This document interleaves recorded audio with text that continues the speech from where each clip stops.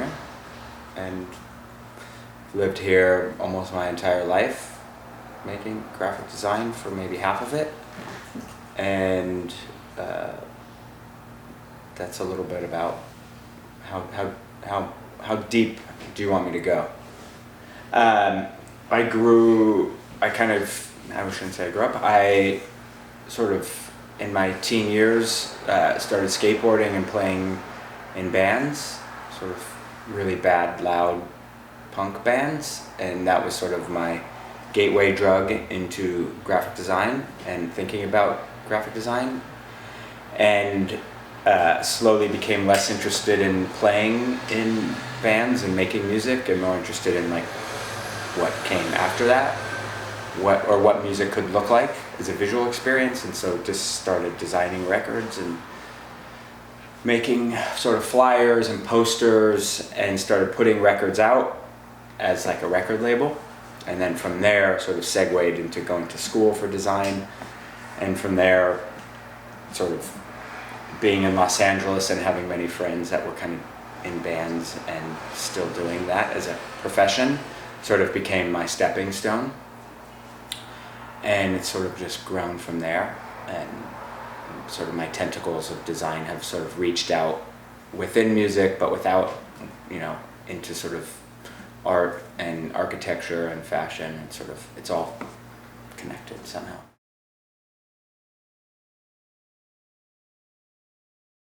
I think it would be less collaborative. I'd have less of a sort of relationship and a dialogue with the people I work with and work for. So whether it's an artist, a musician, another designer, I feel like LA lends itself to being quite collaborative. And I don't know how that would exist elsewhere. I don't want to say less, it would probably be more commercial. I think because early on in sort of Los Angeles, I'm going to say early on, maybe like 10 years ago, there was a lot less focus on Los Angeles as a cultural hub, especially for design, especially for graphic design. I think if you came here for education, or you came here to go to school for design, it was strictly for that, and then you'd leave. You didn't want to come here and stay. I think because there was no dialogue, there was a lot less going on. So in that sense, I feel that I probably, by staying here and sort of just holding it down, that it's actually changed the way, I sort of work and who I work with and how I think about things. Yeah.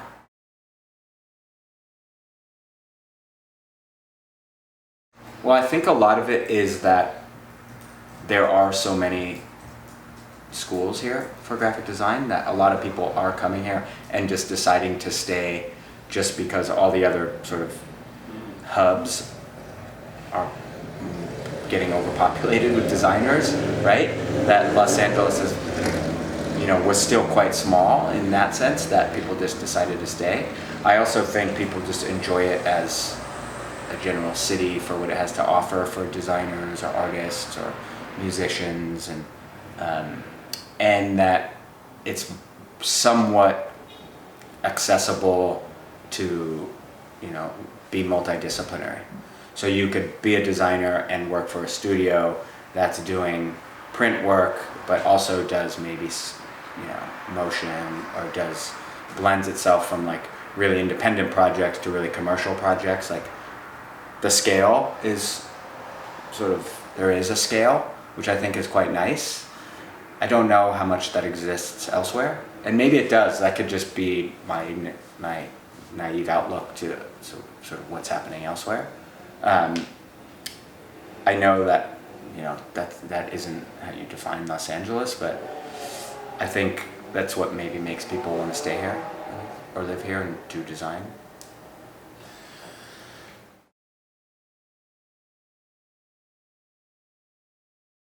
No, not anymore. Really? Yeah. Why? I do think it's not the tools that, anyone could learn the tools, but you can't, so much that you learn from design education is conversation and dialogue and critique, and and learning from your peers, learning how other people work, how other people think. That's the benefit of school. I think learning the tools as anyone could learn, right? Outside of a design education.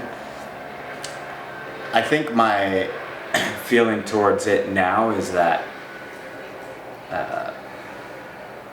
it shouldn't cost as much. It's so overpriced that I feel like if you want to go to school in the States, especially a good school for design, you have to fork up so much bread and so much money that I don't think it's, I think you're already creating a sort of education system for those that can afford it, you know? And I think that's my issue, is that a lot of students who are graduating like $75,000 to $100,000 in debt is like crazy to me. Like that's minimum. And that's minimum. Like when we were in school, I was like, holy fuck, how is this gonna be a real? And it's like doubled since we graduated, like literally. And I don't know, I just look at it myself and I was like, I could barely afford it then. Like if I was in the same situation now, tried to go to school, I would be like, fuck it. And I think it's a little bit easier to say fuck it now, because of social media, you could just make stuff and put it up there and instantly people know who you are. I think there's a lot of those people that just won't last because it's easy. I think if you're kind of good at design or kind of good at image making or visual, anything graphic or whatever, it's easy to make like one or two things that are like going to get a lot of attention and they're great. But to have that consistency, you know what I mean? Like, oh, I made one thing that's great. I got a bunch of jobs, a bunch of projects that are going to be equally as great. I think that's harder, and I think school and education like gets you, like helps you for that, at least being able to be a more like wider visual thinker rather than just the things that you maybe see online. But yeah, it's funny that going to school for design and actually teaching and doing workshops, you know, throughout the world, and I still have this like idea of maybe people don't need to go to school for design as much as they used to, you know? I may be one of the few that thinks that, but until it's a little bit more affordable and is sort of for everyone, then I think it'll make more sense. But yeah.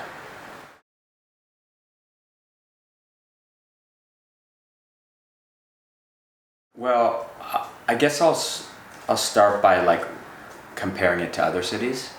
So when you think about the origins of, say, punk, right? You're immediately gonna think of London and New York. You're gonna think London Sex Pistols. You're gonna think New York the Ramones. Then you're gonna go to Los Angeles, and maybe Los Angeles the Germs, or like will people say like the Go-Go's, which are not punk. So let's just use the Germs for this case.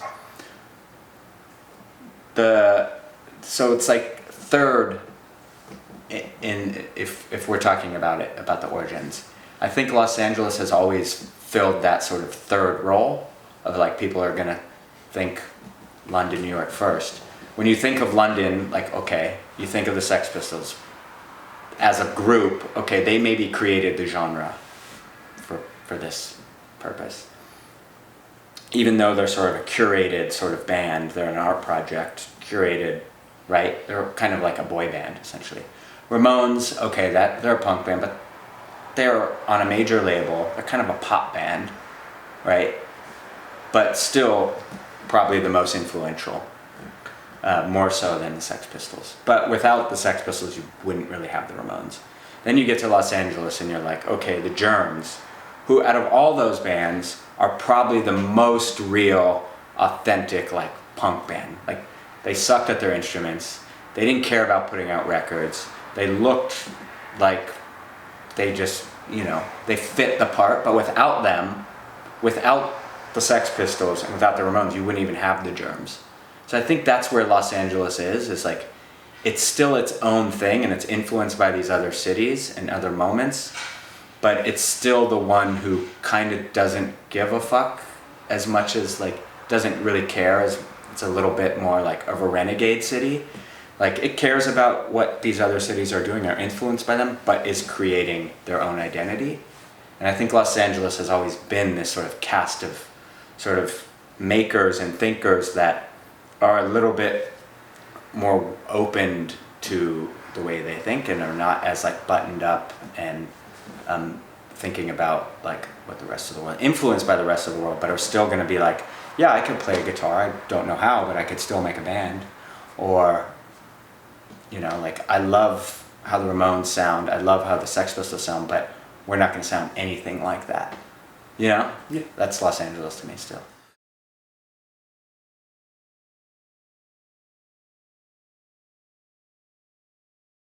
It's hard to say because now we live in like, you know, as McLuhan said, like a global village. Like I think everything is just here and everything is sort of immediacy, whether it's like local or foreign or, you know, from the past, from the present. I think that it seems like everything ends up in Los Angeles at the moment.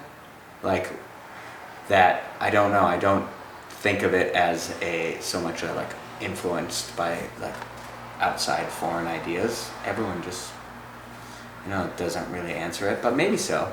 I'm trying to pinpoint it more into like a very specific, like whether if it's design or it's art or is it's fashion. I mean, I think they're all sort of like influenced the city in some degree, whether if it's the history of film, yeah, like architecture, you know, like what is it, when was the sort of immigration to Los Angeles for, what was it, like when, I'm like losing my train of thought because I'm trying to think of a year and a person at the same time. Yeah, but Rainer Banham or something? Yeah, like, well, Rainer Banham's more like late 60s, early 70s, but like Schindler, like the Austrian sort of 50s, yeah. like early 50s, like came here, mid-century architecture, sort of, then you saw that sort of became a sort of a very Los Angeles sort of West Coast style. So that influenced the way we think about architecture. Maybe that still happens, but not as much. I don't know. I guess it's like something that's maybe over my head, or I don't think about it.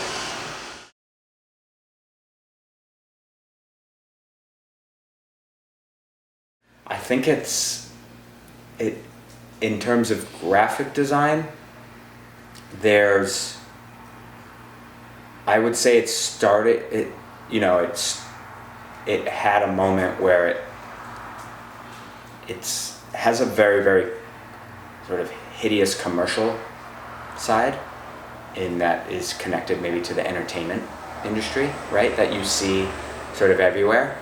I think now that there's a handful of sort of younger studios with, you know, fewer designers, sort of smaller boutique things that were looking to like come from like graphic design backgrounds, that you're starting to see a maybe more European, and when I say European, I mean maybe more typographic driven sort of work that's just in the general landscape, where you used to not see that as much. And I think it's maybe just the melting pot of designers going through the education system here and staying, and you're starting to see a little bit more of like a critical eye with typography. I don't want to say it looks European, because that doesn't really sound like it. It doesn't really look European, you know what I mean, at all. But I think there's just a little bit more of a critical eye towards like everything we're seeing. Like it doesn't really look like anywhere else anymore. I mean, I don't know. I'm starting to see New York and Los Angeles start to look very similar in graphic design. You know what I mean? They're starting to blend together. Like there was this moment, I think, where New York started to, or Yale started to look Dutch, then sort of that sort of school started blended to New York, right? And it's this very sort of like work plots, Dutch look, right? And then that sort of melted to New York, and then that sort of hopped the rest of the country and like ended up here for a moment, and everything started to look and feel like that. But it got butchered and chopped up in Los Angeles and kind of spit back out and looked like a shittier version of that. You know what I mean? So it was like, okay, this is what's happening there, but we're gonna do the Los Angeles shitty version because we don't know how to play the guitar, right? And maybe it's good, maybe it's not, but it at least is its own thing.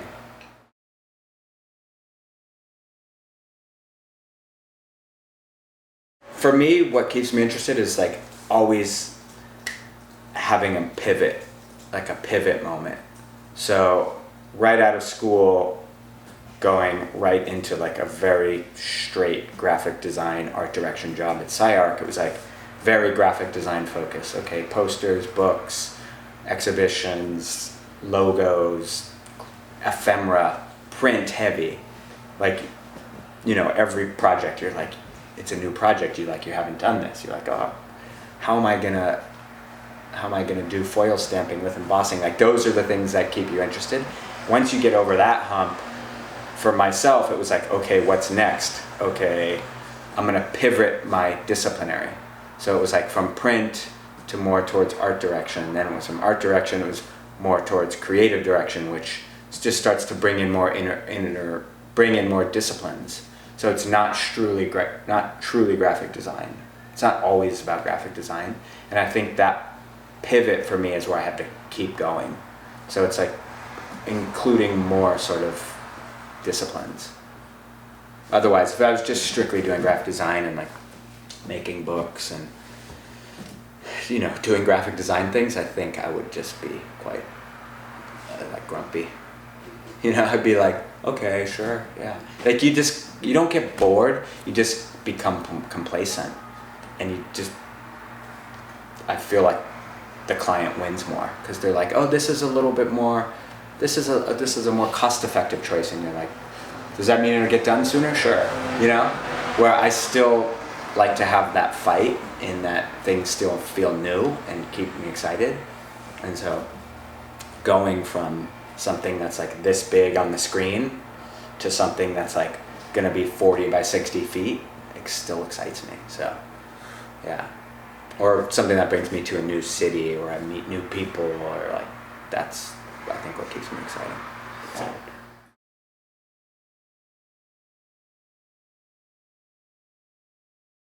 It's gonna be like it's like such a cliche, right? Just like going to other cities and seeing what they have to offer in terms of like people and food and architecture and communication, you know.